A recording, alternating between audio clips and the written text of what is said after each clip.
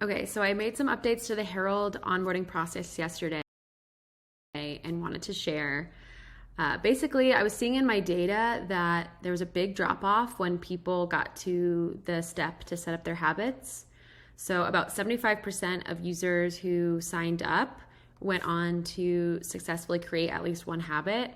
But that meant that 25% of people who wanted to track their habits, wanted to make a change, wanted to get started, weren't successfully getting started with Herald. So I dug in to see like what the issue was there. I talked to some users and I actually watched one of my friends go through the onboarding process, and she signed up okay. She got to the set up the habit step and she like wasn't sure what habits she wanted to track. So she told herself, oh, I'll just think about this and come back and do it later. And then of course she forgot and didn't come back. So I think that's what's happening with a lot of these users that are dropping off. I also identified some deliverability issues with Twilio that I fixed, so I think that will help.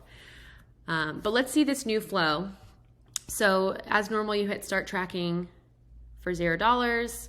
You start your 7-day free trial, and then all of this is pretty much the same. You're just entering in the basic information.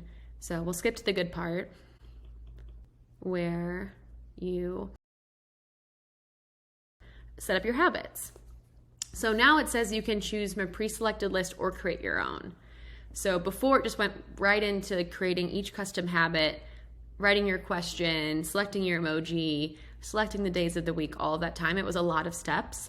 And now you can just select from this pre-selected list. So, and there's a lot of good ones on here. And I pulled these from users that are currently using Herald. So I looked at what are some of the popular habits that people are doing.